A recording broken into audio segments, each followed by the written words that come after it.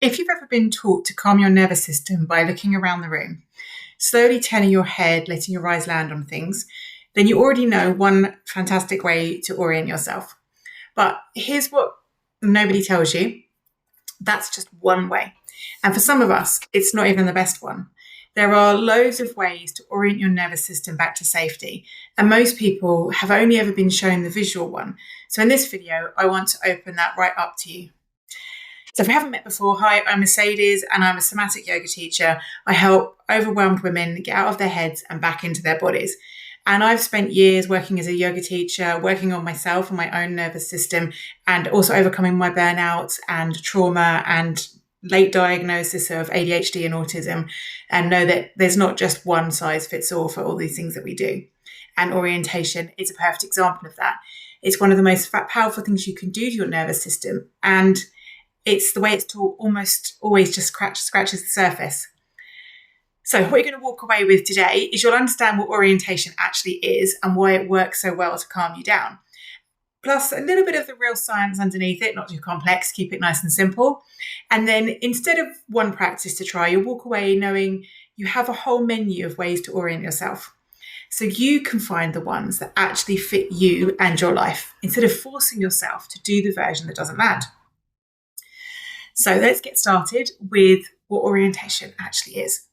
So basically, orientation is your body's natural reflex to take in your surroundings and locate yourself in them.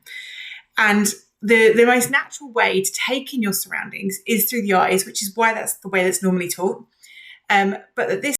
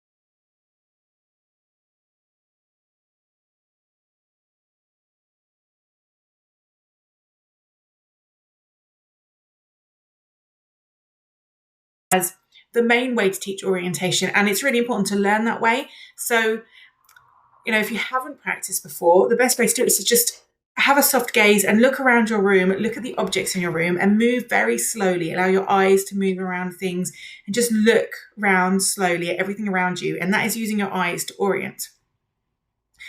And that is a really big really strong signal for we're safe. Because if you look around the room and it's just your regular everyday stuff in the room, there's nothing there to threaten the nervous system, to make you feel uncomfortable. And so the nervous system will very quickly see, okay, actually, I'm in a safe environment, I'm okay. And it is a brilliant tool. But there's more than eyes, and I wanted to kind of share with you some other ways in which you can do it. And the reason why we can orient without just using our eyes is that orientation basically means locating yourself in your environment and finding safety. And you can do that through any sense, not just sight. So, if, and this can be really important if you're somewhere where maybe the visual calm is not as good as it could be. So there's lots of things going on. Or maybe you're out in a public place and there's lots to look at. That can actually be quite overstimulating for the nervous system. And then you can struggle to actually calm yourself down from looking around you. Because although it's safe, it may not feel safe because there's lots of stuff, lots of maybe visual clutter or people or things or stuff going on that your eyes can get kind of like distracted by. And when you have more than one way to do something, it means that you always have a doorway available to you whenever you're in a state where you need something to settle you and you want something different. You've got options there. So let's go through the ways in which you can orient without using your eyes. So the first one, and the most obvious one, is sound.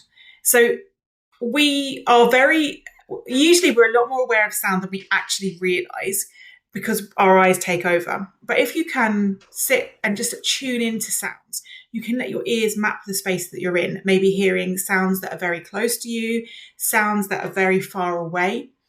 And if you can, close your eyes and just tune into all of the sounds. And if you can actually realize that those sounds are safe, they're normal, they're expected, that can help to calm the nervous system as well, because the nervous system can hear, actually, I can't hear any threat, I'm absolutely fine. So that's one way you can do it. And another way to orient is looking at the space around and behind you. So this is where we start to sense. So we just sense what's around us. So feeling into the back of your body, the space behind you. So starting to be aware of what's there, the blind spot. And that's where hypervigilance can often live. So if we sit and we tune in and we realize that actually we're safe behind us, particularly if we're sitting somewhere where there's a wall behind us and there's nothing really going on, we can really tune into that and allow ourselves to be held by the safety of the thing behind us, because that can calm us. So that's a bit of a feng shui setting. So if we sit anywhere in our house, ideally sitting in a place where you're not going to have people walking behind you a lot and lots going on behind you, because that will that can create disruption. So having that sense of safety. So even if you wanted to move yourself or your back was against a wall, that can help you to feel safer. So that's another way in which you can use orientation to bring a bit of safety to you. Now, this is a slightly different one. So we can orient ourselves to time and to now, because often we are stuck in the thinking mind. So we're thinking about the future, we're thinking about the past, there's lots going on. And that's kind of where our fight or flight is coming from. So we can just name the date, our own age, and proof that it's today. So we know that what day we're in, where we're at, what's going on. And this is really good for if you're stuck in an old moment or you're foggy or dissociated. So your brain is kind of like worrying about different things. Just remind yourself, like, what time it is, what date it is, what age you are, and where you actually are in time. It can be a great way to use orientation in a slightly different way. And then you can look at exits and anchors. So this is about where you actually are. And a lot of this comes from feng shui as well. So you wouldn't want to sit in a room, say, where there's a door behind you and you couldn't see if someone was coming in or out. That would be very disrupting. So this is about knowing where you could go if you needed to. So where are the exits to the room? So being aware, like, I know I've got an exit there and an exit there. Right? I know I've got one on each. I've got my back door, my front door, where I'm sitting. And if I want to, I can see very quickly if anyone's coming towards the doors. So I can sense where those doors are and I can sense the safety if I need to leave the space. And then what you want to do is have one thing nearby you that feels good. And that can act as an anchor to safety. So there's something here that feels good, that feels safe, and that feels comforting. And this one is about restoring your choice and agency. So it's not just about safety, it's about saying, I can choose to leave this room if I want to. And that actually can create a lot of safety. So especially if you're in somewhere unusual, you don't know where you are, if you can sit in a position where you can see the door, you know your exit route to the room. So then you know that if I need to leave this room, this is how I would leave this room. That can create a lot of safety because you know that you've got that option to leave if you need to. And then we're going to look at gravity and the ground as another thing to think about. So this is where we can sense the difference between up and down. So we orient ourselves to up and down and the horizon. We become aware of the floor holding us. And we can add in a gentle sway, but we can start to feel. Okay, so I know where up is, I know where down is, I know I'm being held. It's a slight grounding practice as well, but you're orienting yourself in space so you can feel yourself. You might even move around a little bit, just feel yourself in the space. And then finally, the sixth one is touch, warmth, or smell. So this is kind of like a general kind of sense type orientation. So you might have a familiar sense that you can smell, and that can help to make you feel in the space. You might want to smell the area. What can I smell? Is there something comforting? Maybe if you've got a mug, so if you've made yourself a drink or if you're having a drink when you're out, you can just orient yourself to the warmth of the mug in your hands. Or if you're wearing clothing, it's got a texture that you like, you can feel the texture. You can do all three of these if you've got them. And that can, you're basically orienting yourself through the body's anchors, and you're orienting yourself to the here and the now and the present, and with safe things around you. So these are essentially all doors to the same room, and they all are making you feel safe in the place that you are, in the environment that you're in. And you don't have to master them all.